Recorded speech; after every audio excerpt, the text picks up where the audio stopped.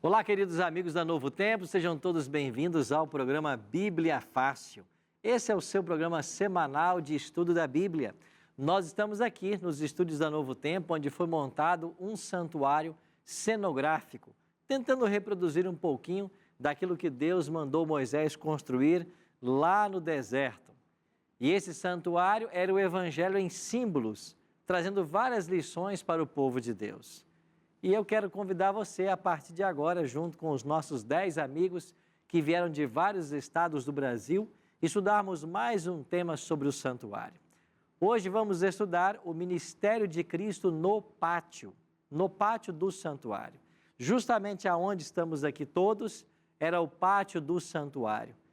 Jesus viria para cumprir toda a tipologia do santuário e em algum momento ele estaria aqui nesse pátio desse santuário, falando de uma forma metafórica. Por isso, pegue a sua Bíblia e se junte a nós nesse programa que procura compreender mais o tema do santuário. Agora, se você quiser receber um presente da Novo Tempo, eu queria oferecer para você agora um DVD. Isso é um presente da nossa TV para você. É o DVD Santuário, O Caminho de Deus. Aqui nesse DVD, você vai encontrar todos os temas que estamos estudando aqui. E é um presente nosso para você. Como você faz para solicitar? Basta você entrar em contato com a gente, ligando em horário comercial, 0 operadora 12 21 27 3121. Pegou aí? 12 21 27 3121. Se você quiser agora acessar a internet, você também pode, novotempo.com/Bíblia Fácil. Lá você vai encontrar um banner onde você vai poder pedir esse DVD e nós vamos enviar pelos correios para a sua casa. Agora, se você está aí passeando no WhatsApp, manda um WhatsApp para a gente. Você pode pedir esse DVD pelo WhatsApp, o nosso número 12 98100 1425. Diga assim, eu quero o DVD Santuário. E aí nós vamos entrar em contato com você para um breve cadastro. Lembrando que tudo isso nós só podemos fazer graças aos anjos da esperança. E você que está nos assistindo e é anjo, muito obrigado, porque é com a sua ajuda que nós podemos manter os nossos programas e enviar para todo o Brasil estudos como este, sem cobrar nenhum centavo, tá bem? Quero convidar você agora a tomar a sua Bíblia, assim como os nossos amigos aqui no estúdio, que já estão com as suas, e vamos mais uma vez estudar um tema alusivo ao santuário. O tema de hoje, o ministério de Cristo no pátio. Vamos começar uma linda jornada através do santuário. E eu quero convidar você a participar também conosco. Agora, antes de abrir a palavra de Deus, nós temos aqui sempre um hábito. Qual é, Ailton? Qual é o nosso hábito antes de abrir a Bíblia? Fazer uma oração, isso mesmo, né? Vou começar a perguntar aqui para ver se o povo está acostumando mesmo, né? Se está aprendendo, né? Todos vão sair daqui bem especialistas, né? No tema do santuário. Vamos buscar, então, a bênção de Deus para o nosso estudo agora? Pai querido, muito obrigado por estarmos reunidos mais uma vez. Temos a Tua palavra em nossas mãos. Vamos estudá-la. Abençoa-nos agora para que compreendamos a Tua vontade para a nossa vida e o maravilhoso Evangelho revelado através do santuário. Oramos em nome de Jesus. Amém. Nós, para aprendermos algo, temos que ficar sempre recapitulando, né? Então, esse é o estudo construtivista. Vamos recapitular um pouquinho? Nós explicamos que a origem do pecado começou lá no santuário, quando um anjo, que era um querubim da guarda, que estava na presença de Deus, se rebelou. Vimos que o pecado veio para o nosso planeta quando Adão e Eva cederam à tentação da serpente e comeram do fruto proibido. No mesmo capítulo que descreve a queda do homem, aparece a primeira promessa de um Messias. E o primeiro proto-evangelho, a primeira promessa do evangelho é Gênesis 3,15. Deus disse assim para a mulher e para a serpente: porém, inimizade entre ti, serpente, e a mulher, Eva, entre a tua descendência e o seu descendente. Este te ferirá a cabeça e tu lhe ferirás o calcanhar. Deus disse assim para Eva e para a serpente: eu vou pôr inimizade entre vocês. E um dia, serpente, você vai ferir o calcanhar do descendente que a mulher vai gerar. Mas um dia, o descendente da mulher vai esmagar a sua cabeça. Essa profecia teve um cumprimento parcial. Na cruz, a serpente feriu o calcanhar do descendente da mulher, ao morrer Cristo. Mas ele ressuscitou e ele venceu a morte. Cristo venceu o pecado, venceu o mal. Satanás foi completamente desmascarado. E agora ele está com seus dias contados, quando finalmente a sua cabeça será esmagada. E esse esmagar da cabeça da serpente simboliza a destruição de Satanás, que vai acontecer 1000 anos depois da volta de Jesus. Pastor, 1000 anos depois da volta de Jesus? Eu nunca ouvi falar sobre isso. Bom, você vai entender melhor esse assunto. Basta você estar conectadinho no programa Bíblia Fácil.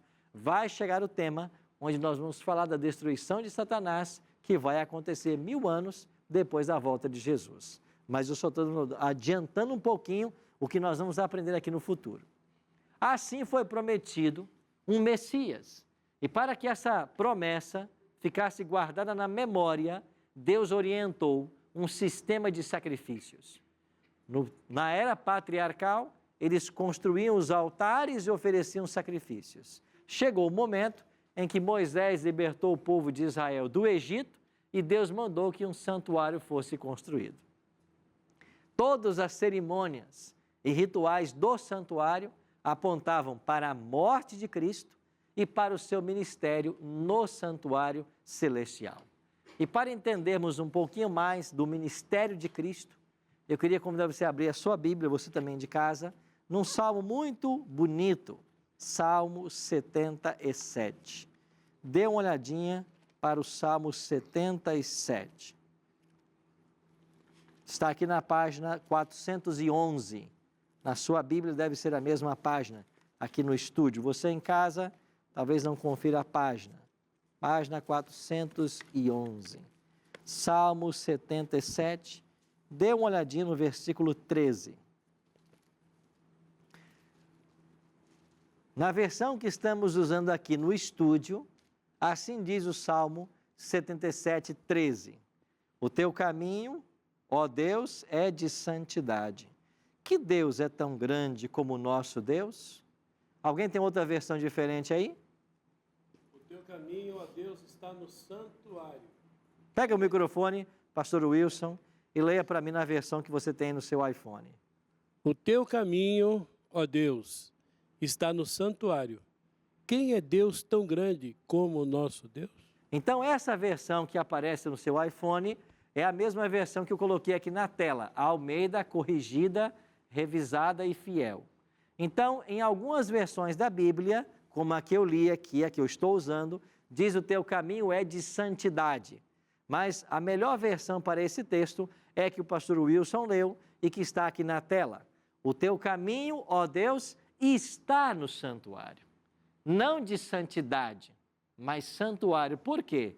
Porque a palavra hebraica bakodes, que aparece nesse salmo, ela aparece 28 vezes no Antigo Testamento.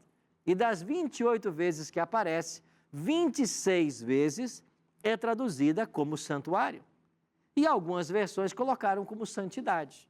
Mas a melhor versão para bakodes, a melhor tradução é santuário. Então, a melhor tradução do Salmo 77:13 aparece na Almeida Revista Corrigida e Fiel. O teu caminho, ó Deus, está no santuário. Que Deus é tão grande como o nosso Deus? Quer dizer que o caminho de Deus está no santuário. De uma forma metafórica, nós podemos entender que quando o Messias viesse, ele caminharia pelo santuário. Se o caminho de Deus está no santuário, ele passaria por esse santuário em algum momento. Vamos entender como é que isso aconteceu? Gálatas 4:4. Vindo, porém, à plenitude do tempo, Deus enviou seu Filho, nascido de mulher, nascido sob a lei. Cristo se encarnou, na plenitude do tempo. João, descrevendo o mesmo evento, disse assim: o Verbo se fez carne e habitou entre nós, cheio de graça e de verdade, e vimos a sua glória, glória como do unigênito do Pai. No original grego, o verbo habitar é um verbo usado por João, extraído do santuário. Uma melhor tradução para esse verso poderia ser: o Verbo se fez carne e tabernaculou entre nós. Colocou sua tenda, colocou seu tabernáculo entre nós. Isso nós podemos então concluir, pelo menos metaforicamente, que quando Jesus se encarnou, ele armou a sua tenda entre nós. Você está lembrado que lá no antigo Israel, as tribos se acampavam ao redor do santuário e o mesmo ficava ao centro? Então, quando Cristo se encarna, ele vem ao mundo, era como se ele estivesse armando sua tenda no nosso planeta. Ele veio, se encarnou e tabernaculou entre nós, armou ali a sua tenda, o seu tabernáculo. E em algum momento ele deixaria esse acampamento e viria para o santuário, começar o seu caminho, viria primeiro para o pátio do santuário. Agora, você se lembra que o pátio do santuário tinha 2 móveis, e nós tentamos reproduzir aqui, no nosso cenário, os 2 móveis que haviam no pátio. Quando Jesus entraria no pátio? Quando é que ele deixaria o acampamento e começaria a percorrer o seu caminho pelo santuário? Olha o que diz Mateus 3,16. Batizado Jesus, saiu logo da água, e eis que se lhe abriram os céus, e viu o Espírito de Deus descendo como pomba, vindo sobre ele. Jesus se encarnou, e até os 30 anos, Jesus não havia começado o seu ministério. Ele só começa o seu ministério com o batismo. Então ele se batiza para iniciar o seu ministério. Aí eu pergunto para você, por que é que Jesus esperou até os 30 anos para ser batizado? Ele não podia ter se batizado com 15, com 17, com 25? Por que é que ele esperou 30 anos para ser batizado? O que a gente entende é que ele estava esperando a hora de completar a sua idade, e lá em Israel, o sacerdote só começava a atuar a partir dos 30 anos. Pelo menos no início foi assim. Depois a idade mudou. Mas a princípio, quando é estabelecido o sacerdócio, o sacerdote precisava ter 30 anos. Ou seja, Cristo esperou completar os 30 anos para ser batizado e começar o seu ministério. Dos 12 aos 30, um período de 18 anos, nós não temos informação na Bíblia sobre Cristo. Mas quando ele faz 30 anos, ele vai até o Rio Jordão para ser batizado. Lucas 3:23 diz: ora, tinha Jesus cerca de 30 anos ao começar o seu ministério. Isso quer dizer que quando Jesus deixa o acampamento e começa a sua caminhada pelo santuário, o primeiro local que ele busca aqui é o quê? É a pia. Porque aqui estava a pia com água, e a água usada como um símbolo de purificação.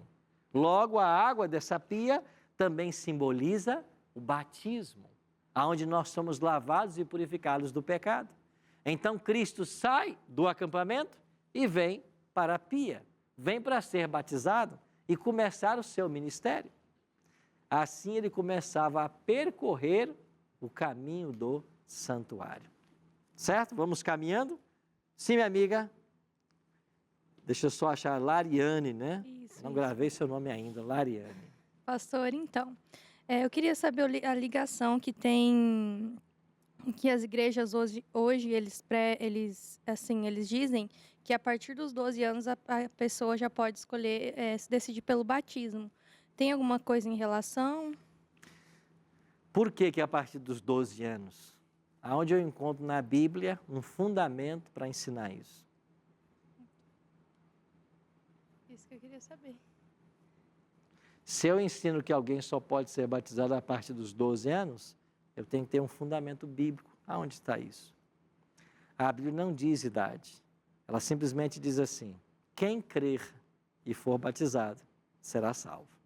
Foi Jesus quem afirmou isso. Então, a pessoa, para se batizar, ela tem que ter a idade necessária para dar alguns passos. Um deles é crer. Uma criança recém-nascida não pode crer, porque ela nem sabe que ela existe ainda. Então, está descartado na Bíblia batismo de recém-nascido. Para ser batizado, tem que crer. Para ser batizado também tem que ser doutrinado, porque Jesus falou assim lá em Mateus 28, 19 e 20: ide por todo o mundo, pregai o Evangelho a toda criatura, batizando-os em nome do Pai, do Filho e do Espírito Santo, e ensinando-os a guardar todas as coisas que vos tenho ordenado. Então, alguém para ser batizado também tem que ter a capacidade de cognição, de aprendizado. Tem que ser doutrinada. Terceiro ponto. Pedro, no dia de Pentecostes, disse assim para aquela multidão lá em Jerusalém: arrependei-vos, pois, e convertei-vos, para serem cancelados os vossos pecados. E as multidões depois perguntaram: que faremos, irmãos? E Pedro disse: arrependei-vos e cada um de vós seja batizado. Então, o arrependimento e a conversão são também necessários para o batismo. Então, eu já enumerei pelo menos 4 coisas. Alguém para ser batizado tem que crer, tem que ser doutrinado, tem que se arrepender e tem que confessar. Tem que se converter. Então, só pode ser batizado quem tem idade suficiente para dar esses passos. Agora, quando é que a criança tem essa idade? Pode variar de criança para criança, a depender da sua formação, da maturidade. Em alguns pode ser 8 anos, 9 anos, 10 anos. Então, é por isso que a Bíblia não estabelece uma idade, mas estabelece as condições para que então seja batizado. Ok? Sim, minha amiga. Ainda nesse tema do batismo, eu há pouco estava lendo o livro de Atos e constantemente, pelo menos umas 3 vezes, tinha umas passagens dizendo: você só conhece o batismo de João? Então, eu gostaria de saber, existe diferença entre o batismo de João e o batismo de Jesus? Em Atos 19, Paulo se encontra com alguns discípulos em Éfeso e pergunta assim: vocês foram batizados? Eles disseram: sim, nós fomos. Vocês conhecem o Espírito Santo? Não, não conhecemos. Mas vocês foram batizados em quê? No batismo de João. Aí Paulo diz assim: João realizou o batismo de arrependimento, dizendo ao povo que cresce naquele que vinha depois dele, a saber, em Jesus. E eles, tendo ouvido isso, foram batizados. Então, João ensinava o batismo de arrependimento, que era o batismo por imersão. Cristo foi até o Rio Jordão e deixou que João o batizasse. Então, o batismo de João é o batismo bíblico. Por que é chamado de João o Batista? Porque é João o que batiza. Porque a palavra batista quer dizer batismo. Deriva-se de batismo, né? Então, João, aquele que batiza. Então, a doutrina do batismo é uma doutrina do Novo Testamento. Quem começou a batizar foi João, por orientação divina. E Cristo ratificou, apoiou essa doutrina, ele mesmo sendo batizado e depois pedindo aos discípulos que também batizassem. Então, aí nasce o batismo. Então, o batismo de João é o batismo cristão. É o batismo nas águas, por imersão. Esse é o detalhe. Tem que ser nas águas por imersão. Sim. E continuando, eu acabei de lembrar, se não me engano, é Jesus falando com Nicodemos, que ele fala: é preciso o homem nascer de novo da água. Tem alguma correlação que, quando nós nascemos pela primeira vez também, nós estávamos dentro da barriga da mãe na água? Aí era o segundo batismo também na água? Não, Jesus diz assim para Nicodemos: você tem que nascer da água e do Espírito. Nascer da água é o batismo. Nascer do Espírito é a conversão. Porque você, para ser batizado, tem que se converter. E quem provoca a conversão é o Espírito. Então, não existe nenhuma conversão, senão pela obra do Espírito. Assim como não existe arrependimento, senão pela obra do Espírito. Todo ser humano que se arrepende é fruto da atuação do Espírito. Todo ser humano que se converte a Cristo é obra do Espírito. Então, nascer do Espírito é isto. E nascer da água é ser batizado. Então Nicodemos está ouvindo da boca do próprio Cristo a verdade de que todo mundo tem que se converter e ser batizado. Então, nascer da água é o batismo, nascer do Espírito é a conversão. Então, pastor, no caso, eu ao ser batizado agora também estou sendo batizado com o Espírito Santo, ou recebo o Espírito Santo quando creio? Você recebe o Espírito quando crê, porque alguém para crer tem que exercer fé.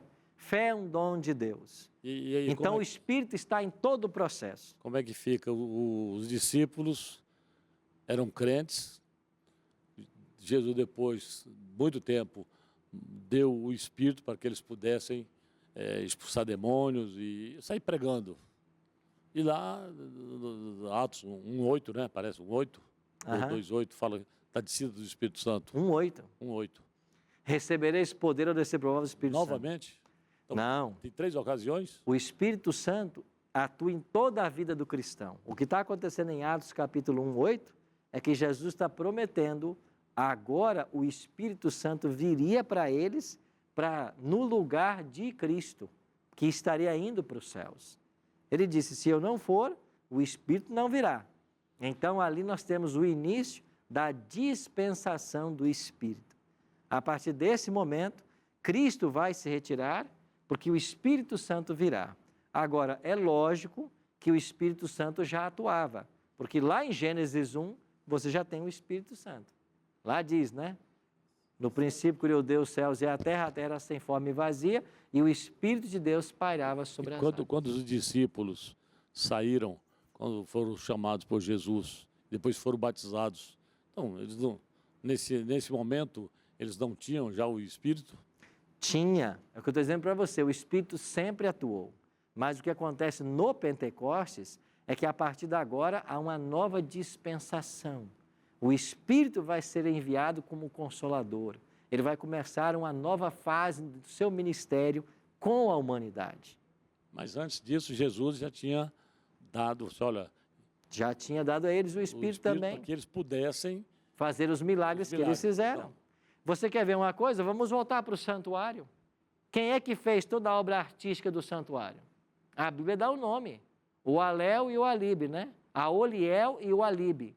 E o que diz a Bíblia sobre esses dois homens? Diz que o Espírito Santo foi quem os capacitou a fazer a obra do santuário. Certo?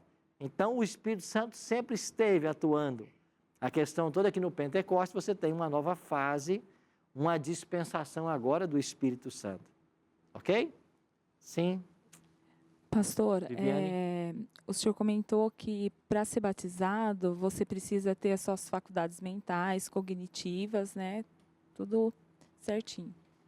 E como que fica os autistas, síndrome de Down, as pessoas que são esquizofrênicas, têm retardo mental para salvação? Deus não vai cometer nenhuma injustiça e Ele vai julgar cada caso em separado. Deus não julga de forma coletiva, julga caso por caso e Ele nunca vai cometer uma injustiça. O que nós sabemos pela Bíblia, por exemplo, em Atos 17:30, é que Deus não leva em conta os tempos da ignorância. Então, se uma pessoa não sabe que tem que fazer certas coisas, se ela não tem a capacidade de raciocínio para crer ou então para solicitar um batismo, Deus vai levar tudo isso em consideração. É o mesmo caso de uma criança perfeita que morre com 1 ano ou 2 anos de idade. Ela não chegou à idade ainda, aqui está o doutor para nos ajudar, ela não chegou à idade necessária para ter compreensão do eu. Ela não se enxergou no mundo ainda. Ela não sabia quem ela era. Então, Deus vai julgar cada caso. E como Deus é um Deus de amor e misericórdia, eu acredito, particularmente, em todas essas crianças e nessas pessoas com essas doenças especiais, que Deus vai salvar a todas. Esse é o meu pensamento particular. Porque se Deus é amor e é misericórdia, e se elas não tiveram a capacidade mental para fazer a sua escolha, não por culpa delas, então Deus vai levar isso em conta, certo? Pastor, a pessoa só pode se batizar uma vez?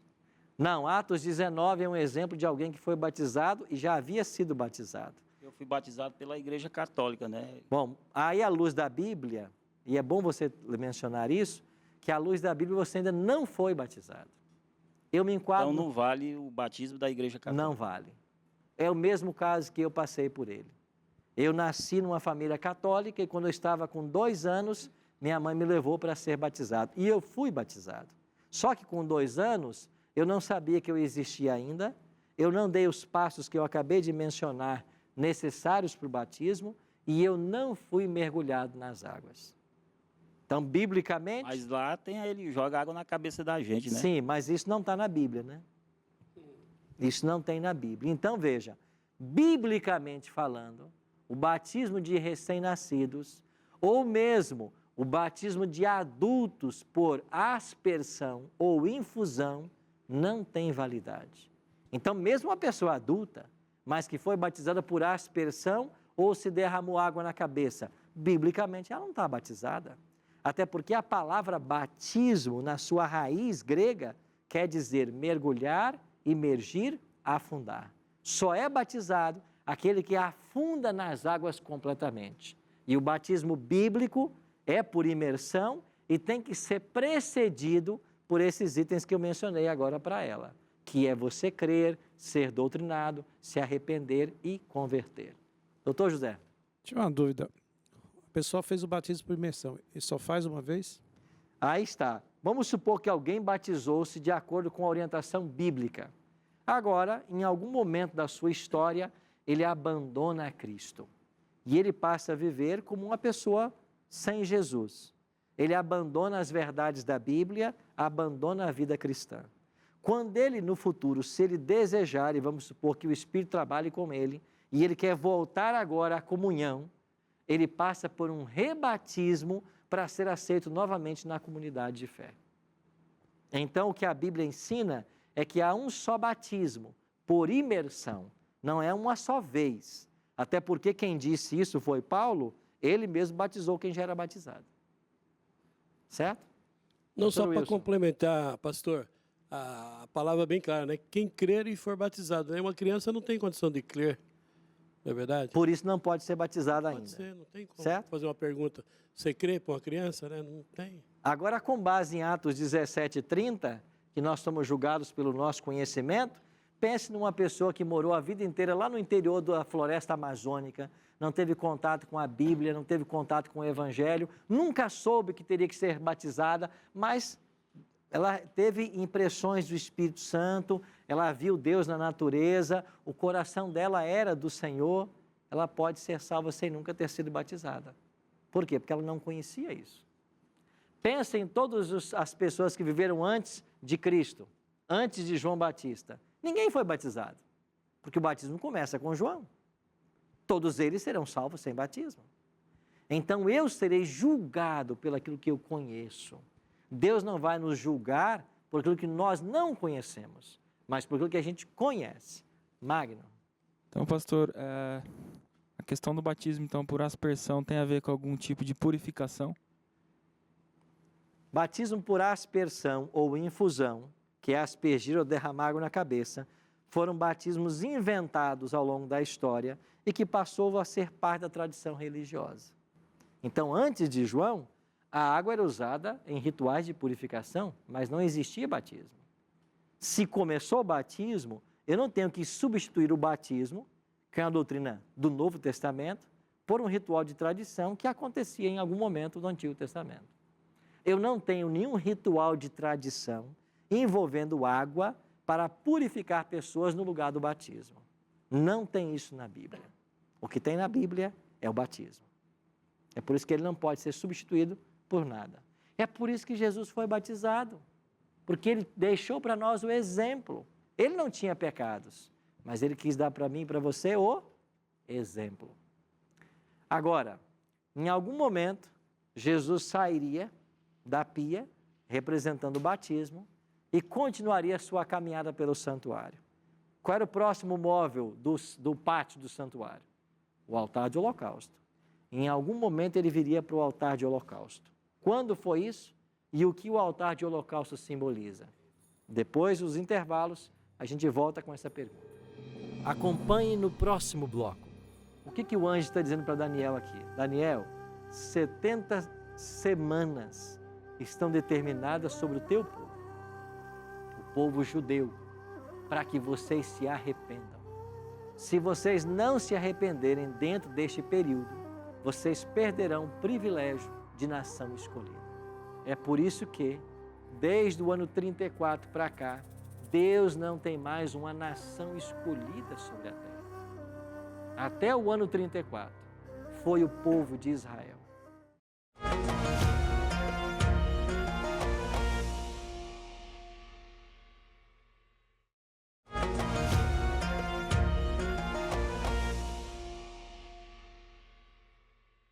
Estamos de volta com o segundo bloco do programa Bíblia Fácil, hoje aprendendo sobre o ministério de Cristo no pátio.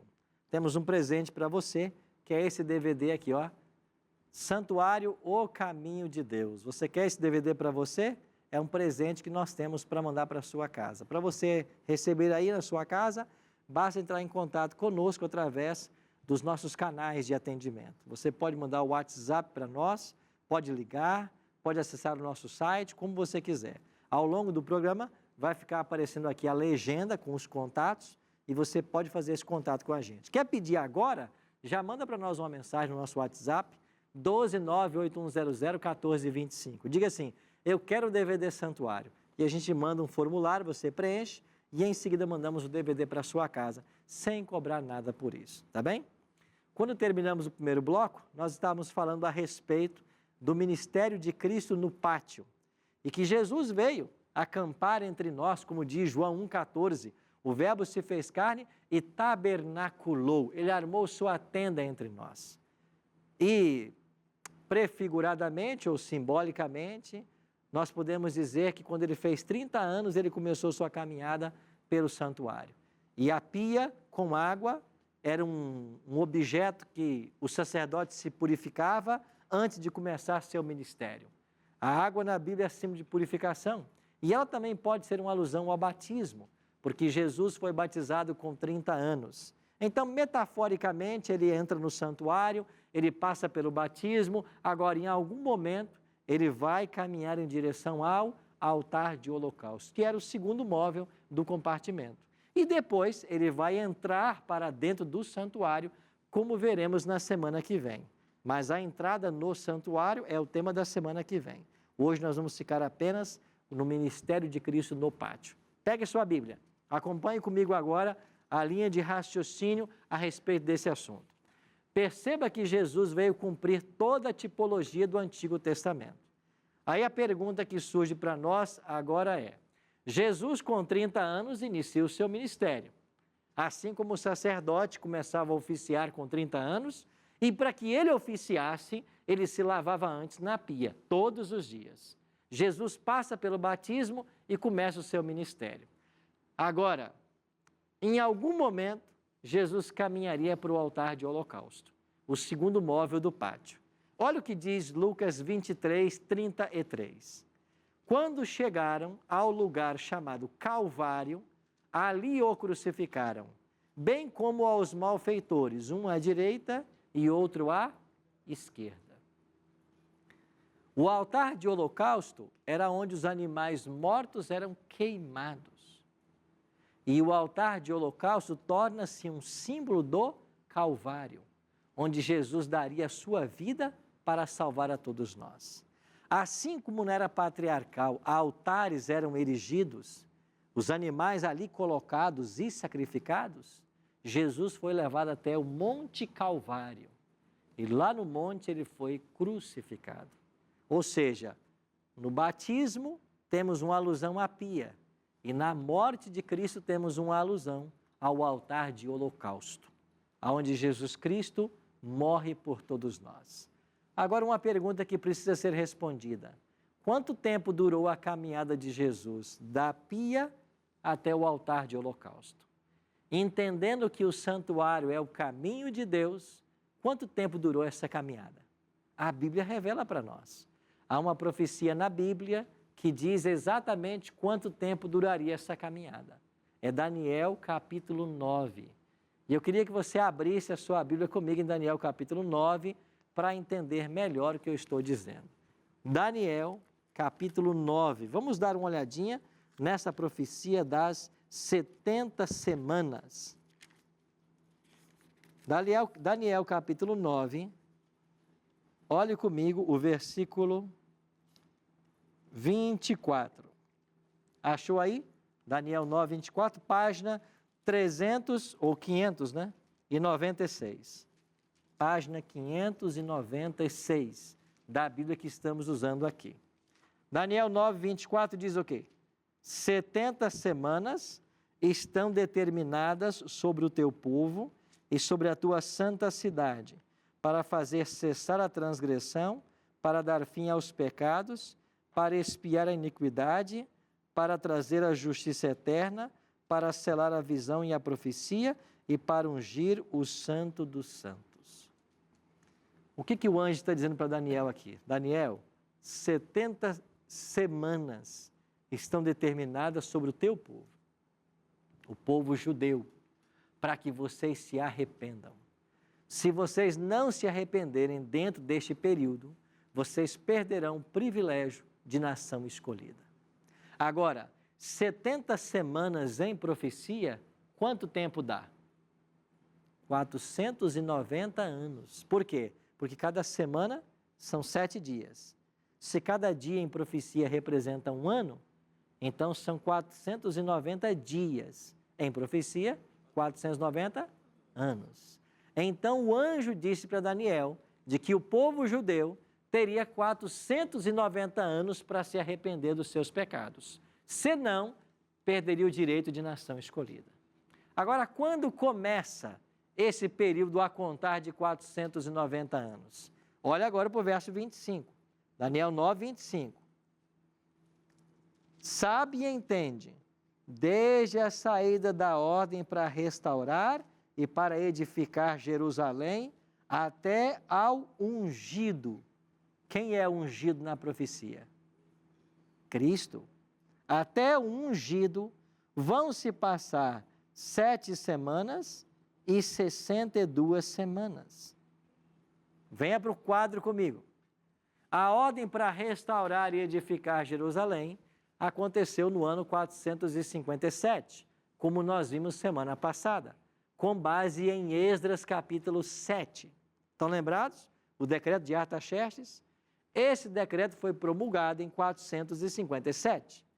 Então agora, a partir dessa data, o anjo está dizendo, até o ungido, o príncipe, vão se passar 7 semanas e 62 semanas.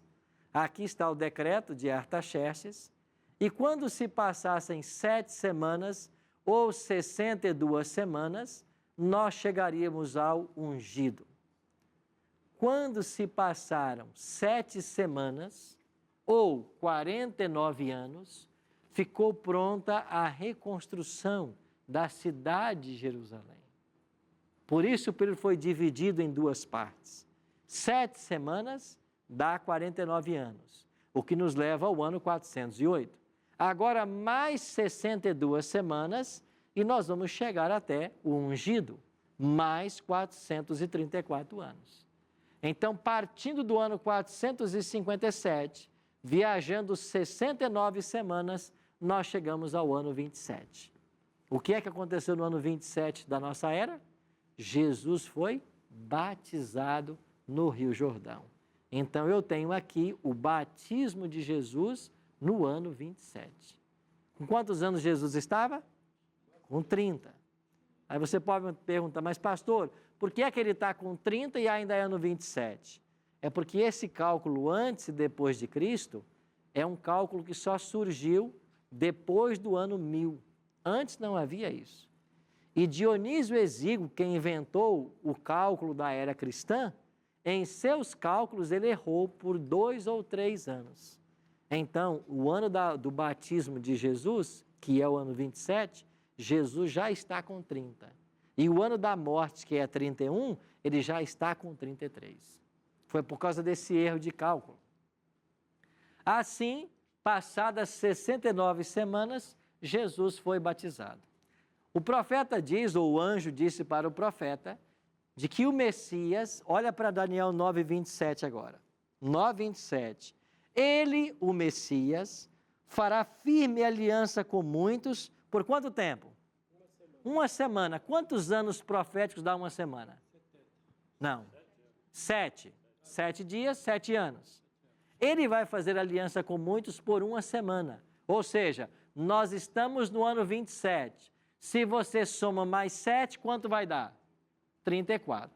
Então, o tempo de graça para o povo judeu durou até o ano 34. Só que a profecia diz assim, ele fará aliança com muitos por uma semana, mas na metade da semana fará cessar o sacrifício e a oferta de manjares. Ele fez a aliança do ano 27 até o ano 34. Mas na metade da semana, ou seja, ano 31, o que ele fez?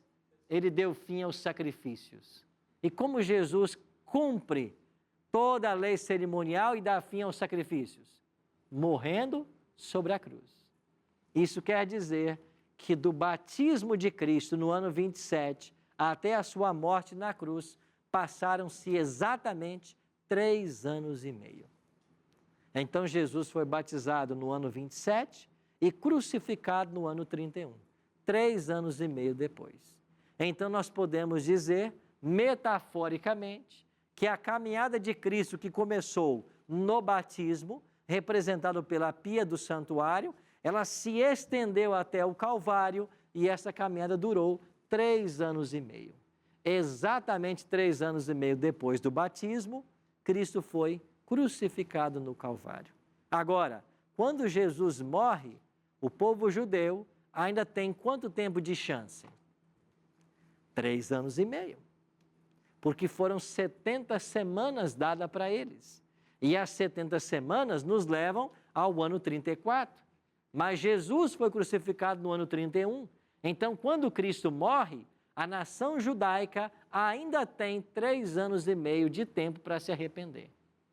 Nos primeiros 3 anos e meio de ministério, Cristo trabalhou pelos judeus, e uma vez que Cristo foi morto, os judeus trabalharam, ou os discípulos trabalharam pelos judeus.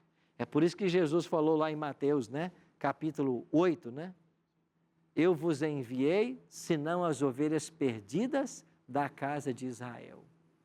Não busquem os gentios, não entrem em terra dos samaritanos, mas de preferência procurai pelas ovelhas perdidas da casa de Israel. Então Jesus trabalhou pelos judeus 3 anos e meio, e depois da morte dele, os discípulos ainda trabalharam 3 anos e meio. Agora, qual foi o último apelo de Deus à nação judaica?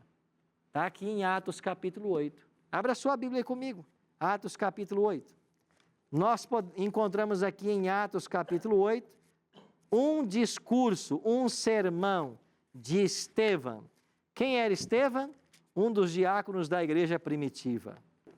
Não, é Atos capítulo 7, Atos capítulo 7 você tem o sermão pregado por Estevão. E ele faz um apelo aos judeus.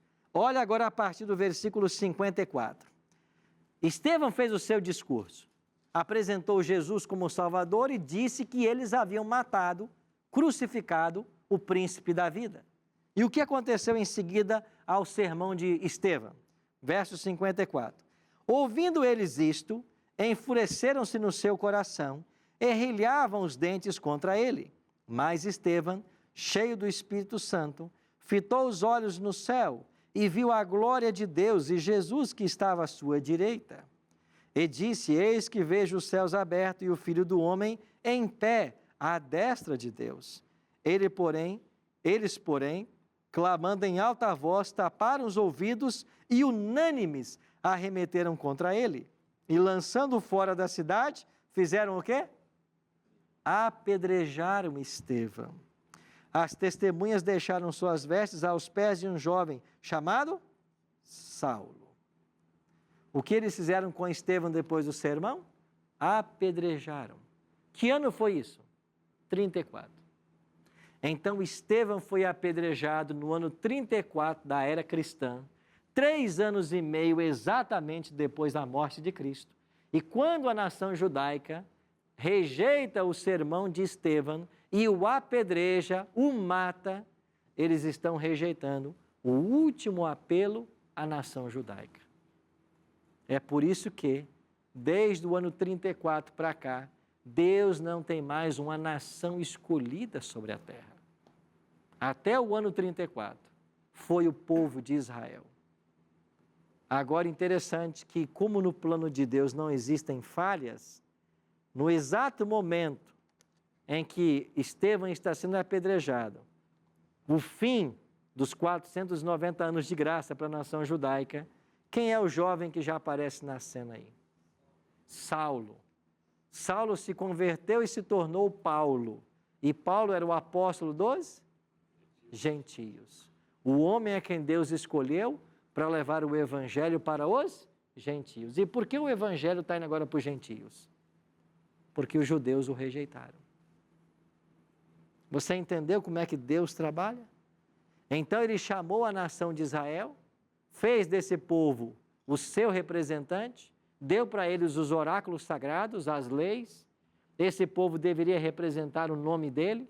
Durante os reinados de Davi e Salomão, foi o tempo em que mais a nação foi próspera, foi o tempo em que o plano de Deus acontecia como Deus queria, as nações foram atraídas para o povo de Israel, principalmente no período de Salomão, mas depois a história da nação judaica é uma história de altos e baixos, até que finalmente eles foram rejeitados no ano 34 e o evangelho foi estendido aos gentios.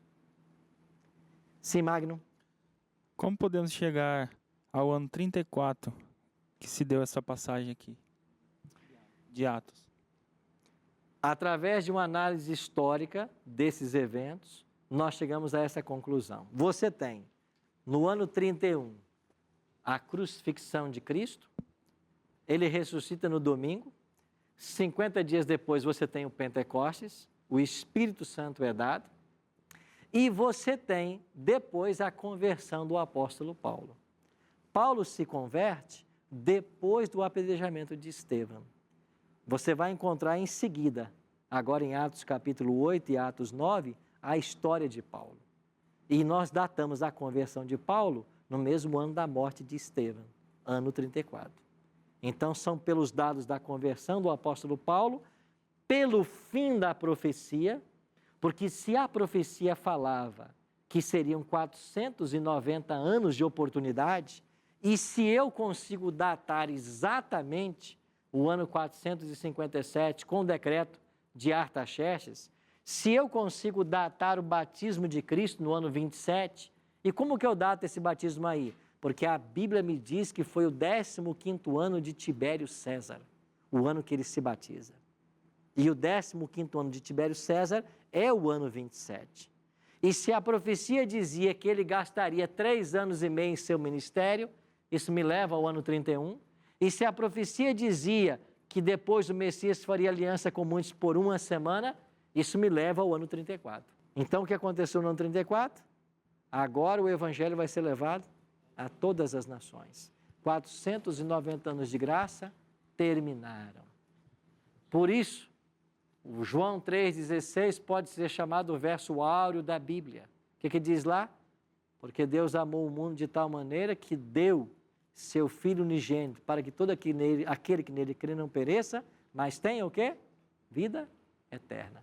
Ou seja, Jesus veio para o santuário, foi batizado no ano 27, por 3 anos e meio teve seu ministério.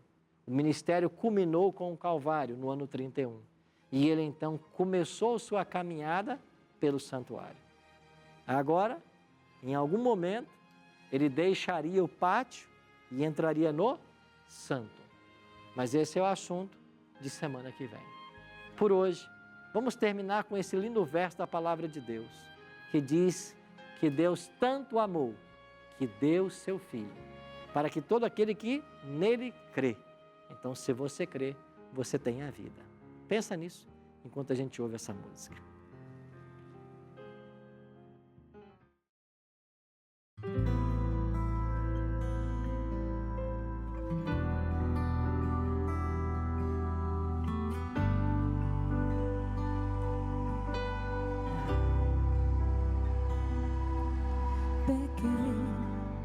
falhei diante do teu amor, e como eu errei perante ti, meu Senhor. Sei que podes me ouvir, a minha alma clama a ti. Ó Pai, perdoa o meu pecado, vem, vem, habita em mim. Vem fazer de mim a tua casa, vem fazer em mim tua morada, vem, vem, Rei meu. Vem fazer de mim a tua casa, vem fazer em mim tua morada, vem, vem, Rei meu.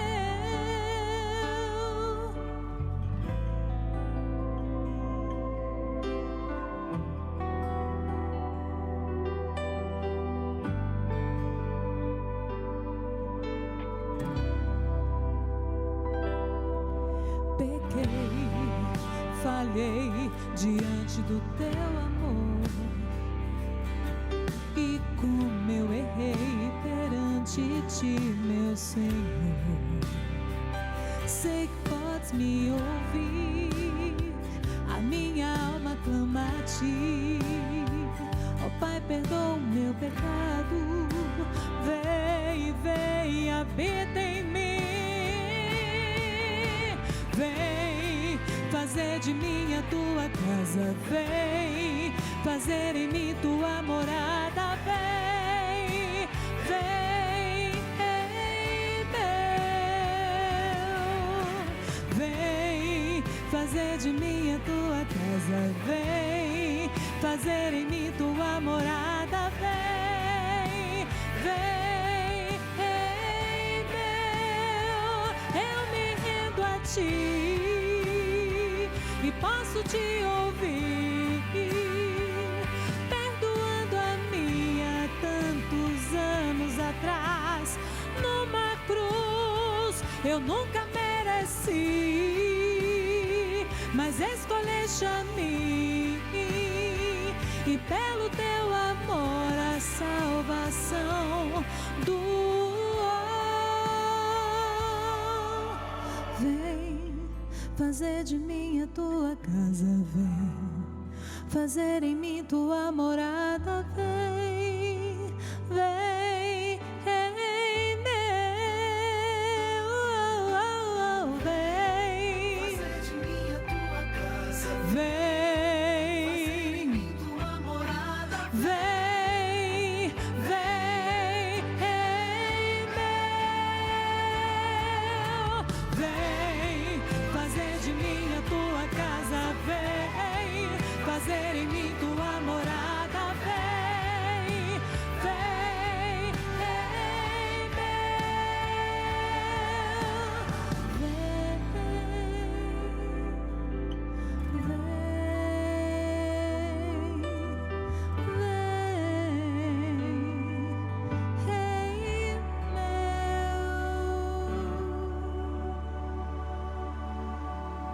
Amém. Amém. Obrigado, Cíntia. Esta é uma linda oração. Venha fazer em mim morada, vem. Nós hoje somos moradas do Espírito Santo. Temos direito à salvação e à vida eterna, graças ao ministério de Cristo por nós. Primeiro, ao ser batizado. Ele não tinha pecado, mas foi batizado para dar para mim e para você um exemplo de que nós também precisamos ser batizados. E 3 anos e meio depois, ele foi levado ao Calvário para morrer a nossa morte. A morte que eu e você merecíamos. Mas ele morreu para que nós tivéssemos vida. Por isso, eu e você precisamos abrir nosso coração a Deus para entender que esse sacrifício feito no Calvário foi em nosso favor. Vamos orar para que o Espírito Santo faça morada em nós, para que nos transforme e nos prepare para o céu? Pai Santo, louvado e exaltado seja o teu nome. Obrigado porque, de acordo com a profecia, tu viestes na data específica cumprir toda a tipologia do santuário. Obrigado porque graças à tua morte no Calvário, nós podemos hoje ser livres da morte eterna e termos pelo sangue de Jesus o direito à vida eterna.